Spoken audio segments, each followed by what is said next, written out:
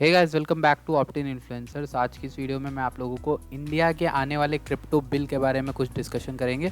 और यहाँ पर जीएसटी और शक्तिकांत दास जो हमारे आरबीआई के हैं ऑफिशियल, वो यहाँ पर कुछ चीज़ें बताएंगे हम लोगों को। तो उन चीज़ों के बारे में कुछ रिसेंट आर्टिकल से मैंने जो कुछ देखा है, जो कुछ कंक्लूड किया है, वो यहाँ पर डिस्कस करूँगा इस वीडियो में। तो इस वीडियो को पूरा देखिएगा शुरुआत से आखिर तक, और मैं यहाँ पर आप लोगों को आई होप कि आपकी किसी तरह से आपकी नॉलेज में थोड़ा बहुत इंक्रीज़ कर पाऊँ। तो अब आप चैनल को सब्सक्राइब करना भी मत भूलिएगा अगर आप पहली बार आए हो, और टेलीग्राम चैनल से जुड़ना भी मत भूलिएगा।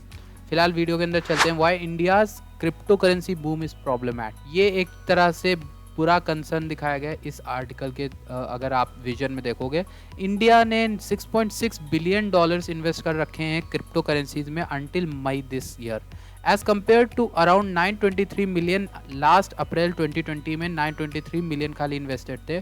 अब इंडिया के 6.6 बिलियन डॉलर्स इन्वेस्टेड है, जो कि बहुत बड़ा यहाँ पर 6 टाइम्स हो गया है rate. The country ranks 11 out of 154 nations in terms of cryptocurrency adoption as per blockchain data from Chain Analysis.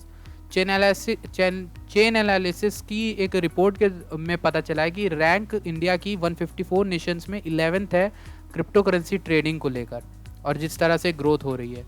Many believe that the growth is still just the tip of the iceberg and many more Indians will likely flock to digital coins in the new future. कहने का मतलब ये कि आने वाले समय में India की जो पूरी इकोनॉमी है, 1.39 बिलियन के लोग हैं यहाँ पर, बिलियन पॉपुलेशन है, और इसमें से अगर कुछ लोग भी अगर क्रिप्टो को एज अ रिटायरमेंट या फिर किसी भी तरह का सेविंग्स के तौर अपनी उसमें डालते हैं, तो बहुत बड़ी मार्केट बन जाएगी। क्योंकि हमारा इंडिया सेकंड नंबर पे आता है पॉपुलेशन के हिसाब से। तो अगर उसमें से 10% 20% लोग भी इन्वेस्टमेंट शुरू कर देंगे तो हम ऊपर पहुंच जाएंगे, और ये रैंक 11 जो है, ये हम टॉप 5 में पहुंच जाएंगे जो दुनिया की कंट्रीज़ हैं क्रिप्टो में ट्रेड करने वाली।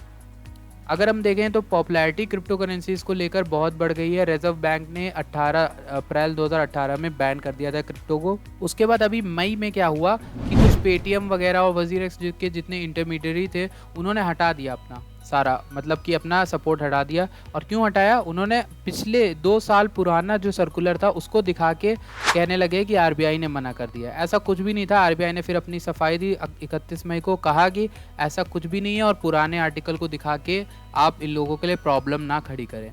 उसके बाद क्या हुआ? कोल्ड वॉर चलता ही रहा है क्रिप्टो रेगुलेशंस को लेके। अब यहाँ पर एक बिल आने वाला है 2021 में, जो निर्मला सीतारमण जी ने बोला है, फाइनेंस मिनिस्टर है हमारी, उन्होंने बोला है कि एक डिजिटल करेंसी बिल आएगा 2021 में, और वो अभी मॉनसून सेशन में है।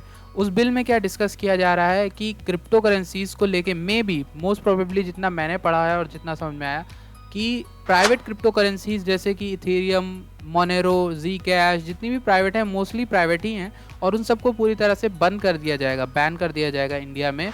और जितनी भी यहाँ पर ऐसी क्रिप्टो करेंसीज हैं जो इंडिया में बेस्ड हैं, या फिर हमारी आरबीआई की खुद की जो डिजिटल करेंसी आएगी, उसको यहाँ पर लीगलाइज करेंगे। और या फिर दूसरी चीज़ जो हो सकती है, इसका दूसरा एस्पेक्ट वो ये है कि वो एक जीएसटी लगाएंगे या फिर टैक्स लगेगा क्रिप्टो ट्रेडिंग में, जो कि काफ़ी हाई हो सकता है। दोनों ही चीज़ में हमें कुछ ना कुछ तो झेलना पड़ेगा। बट दूसरी चीज़ में ये है कि 18% जीएसटी या 10% भी लगता है, तो हमें वहाँ पर कम से कम ट्रेडिंग अलाउ होगी क्रिप्टो करेंसीज में, जो कि आगे फ्यूचर कहलाने वाली है।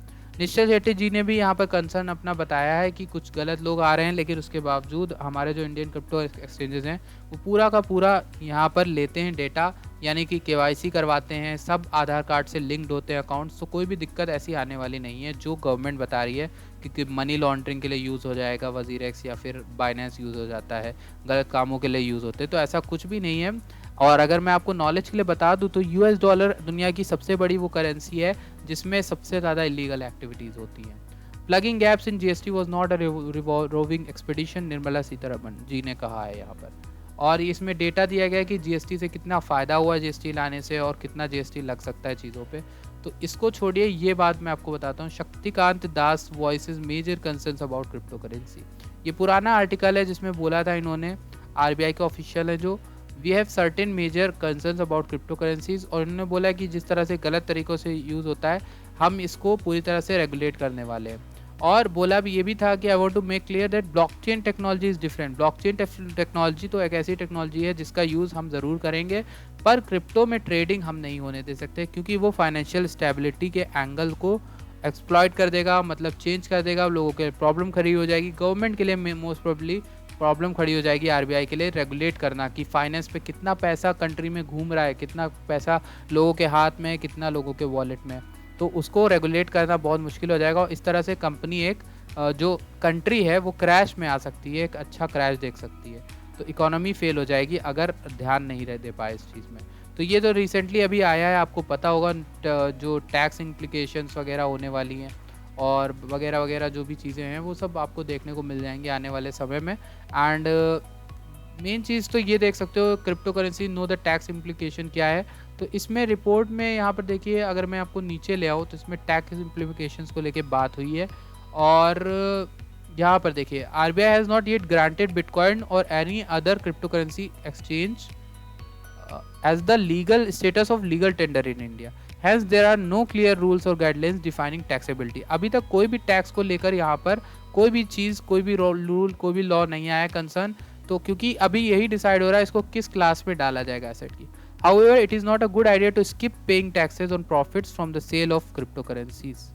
स्किप नहीं करेंगे तो दिक्कत भी हो जाएगी। All income except the explicitly exempted income is liable to levy of income tax. मतलब कहने की मतलब ये है किसी भी तरह की इनकम हो रही है तो उसमें टैक्स ज़रूर लगना चाहिए। ये इस आर्टिकल के ऑथर के हिसाब से बोला गया। This means that investors will be liable to pay taxes और क्रिप्टो करेंसी। टैक्स तो देखिए आपको देना ही था देर सवेर, जब क्रिप्टो लीगलाइज होना था कंट्रीज़ में आएगा। आपको पता होगा एल सल्वाडोर ने बिटकॉइन को जो अप्लाई किया उसमें भी यहाँ पर टैक्स देना पड़ेगा लोगों को, तो कोई प्रॉब्लम की बात नहीं है। टैक्स आपको हर चीज़ में देना पड़ता है जिस चीज़ से आप प्रॉफिट बना रहे हो, जिस चीज़ से इनकम जनरेट कर रहे हो। The regular income tax parlance the taxation of crypto currency should depend on the nature of investment whether it is held in the form of currency और in the form of asset. यही problem है कि अभी country ये decide कर रही है कि इसको करेंसी की तरह ट्रीट करेंगे या फिर एसेट के फॉर्म में ट्रीट करेंगे, ये समझ में नहीं आ रहा। Profit from the sale of cryptocurrency can be taxed as business income if traded frequently. Capital gains में डाला जा सकता है, but if it is held for investment purpose, then taxation can be the same tax gain as in the form of capital gains, यानी कि stock वगैरह में जितना आपको मिलता है। However, if the redemption happens post 3 years, मतलब 3 साल से पहले आप करते हो तो इसको लॉन्ग टर्म कैपिटल गेन माना जा सकता है और उसको 20% इंडेक्सेशन लगाया जाएगा 3 साल के बाद अगर आप लगाते हो, ठीक है। शॉर्ट टर्म कैपिटल गेन के लिए रेलिवेंट टैक्स स्लैब लगेंगे। जो लोग शॉर्ट टर्म करते हैं उन्हें ज़्यादा टैक्स देना पड़ता है, और अगर आप इन्वेस्टमेंट लंबा करते हो जो म्यूचुअल फंड्स वगैरह में लोग करते हैं तो उनको टैक्स से बचाया जाता है, उन लोगों को टैक्स से काफ़ी राहत मिलती है। ये इस आर्टिकल में भी बोला गया है। If you also consider the tax and penal consequences under the act and the black money disclosure, it may be a good step for taxpayers to disclose cryptocurrency holdings in the foreign assets or income schedule. तो लोगों को, जो बड़े बड़े लोग हैं उन लोगों को दिखाना भी पड़ सकता है आने वाले समय में, जब रेगुलेशन लग जाएगी तो लोगों को दिखानी भी पड़ सकती है वो कितना क्रिप्टो करेंसी होल्ड करते हैं अपने एसेट्स में, कितना स्केड्यूल है उनका, क्या क्या है, तो वो हो सकता है। Thus we have to wait for government guidelines to know more details. तो फिलहाल के लिए यहाँ पर 2 ही चीज़ें बताई जा रही हैं, या तो हमें टैक्स देना पड़ सकता है आने वाले समय में, और जो कि बहुत बुरी बात नहीं है एज़ कम्पेयर टू पिछले चीज़ों से। हाँ, टैक्स ज़रूर देना पड़ेगा हमें, बट ये भी हो सकता है कि जिन्होंने ट्रेडिंग करती है वो ट्रेडिंग तो करेंगे ही, वो लोग कर लेंगे किसी ना किसी तरीके से, और जैसे स्टॉक में होती आ रही है वैसे यहाँ पे भी होगी।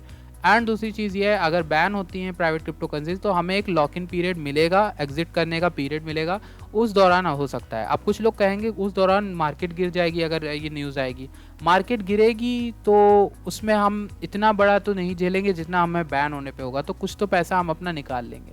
एंड बिसाइड्स ये है कि जब ऐसी कोई खबर जैसे आएगी तो सब इतना चौकन्ना रहेंगे, ऑलरेडी हम सब मार्केट को निकाल लेंगे, और जो लोग नहीं निकाल पाए ऑब्वियसली बात है कि उनका बहुत बड़ा लॉस हो सकता है। तो फिलहाल के लिए मुझे वो साइड तो नहीं दिख रही है बैनिंग की अभी, एंड मुझे यही ज़्यादा लग रहा है कि रेगुलेशंस लग सकते हैं क्रिप्टो करेंसी में, और रेगुलेशन का मतलब यही है कि टैक्स आपको देना पड़ सकता है। तो ये थी एक वीडियो, और जो कि हम बात करती है थोड़ी डिटेल में आने वाले बिल को लेकर। And I hope monsoon session में कुछ अच्छा डिसीजन लेंगे लोग, और अपोज करना होगा अपोज करेंगे, साथ देना होगा साथ देंगे, और जो भी चेंज होंगे आई होप सब कुछ हमारे फेवर में हो या फिर सबके दोनों के फेवर में हो। Thank you for watching this video, मिलते हैं आपसे नेक्स्ट वीडियो।